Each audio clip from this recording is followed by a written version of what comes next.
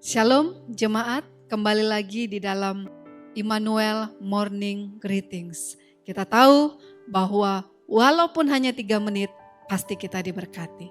Mari kita berdoa. Bapa, kami bersyukur pagi hari ini kami yakin bahwa Tuhan sudah memimpin langkah kami terlebih dahulu. Namun kami sebagai anak-anak-Mu, kami mau tetap mengandalkan Kristus dalam hidup kami.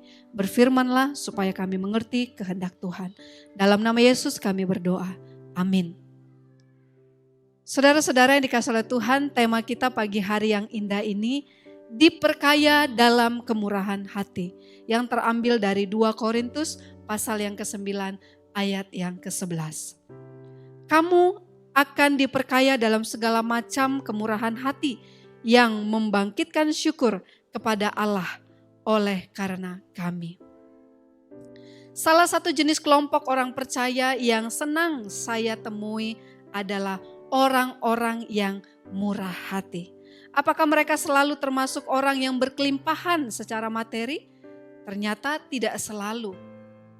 Bahkan ada yang secara ekonomi terbilang cukup terbatas.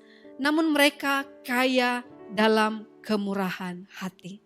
Sehingga dimampukan untuk memberi dengan kerelaan, dengan sepenuh hati dan dengan sukacita. Kondisi hati yang demikianlah saya percaya menarik perhatian Allah. Karena Allah lebih memilih hati yang penuh syukur, hati yang memberi dengan penuh sukacita, dan hati yang mau tergerak oleh belas kasihan. Kehidupan Yesus Kristus pun demikian. Bahwa dia selalu melakukan mukjizat bukan karena melihat orang itu, tetapi karena hatinya tergerak oleh belas kasihan. Rasul Paulus juga demikian, melakukan penginjilan dengan luar biasa, bukan karena suatu kota yang hebat, bukan karena suatu bangsa yang kokoh, bukan karena pribadi yang kaya, bukan. Tapi dia melakukan suatu penginjilan karena belas kasihan Tuhan. Nah, Bapak Ibu yang dikasihi oleh Tuhan, pagi hari ini kita akan melangkah. Kita tidak tahu apa yang akan terjadi, bahkan kondisi kerohanian, kondisi ekonomi kita pun sulit. Tetapi sudahkah kita yakin bahwa kita berkelimpahan kemurahan hati?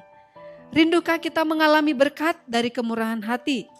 Mari belajar untuk menjadi pribadi yang murah hati dengan apapun yang Tuhan sudah percayakan.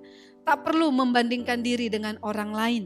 Tak perlu membandingkan diri dengan kekayaan orang lain. Tak perlu membandingkan diri dengan kehebatan orang lain. Cukup dengan melihat kemurahan Allah yang sudah menyertai kita. Maka kemurahan itu pun yang akan kita lakukan kepada banyak orang. Shalom, diberkati kita sepanjang hari ini.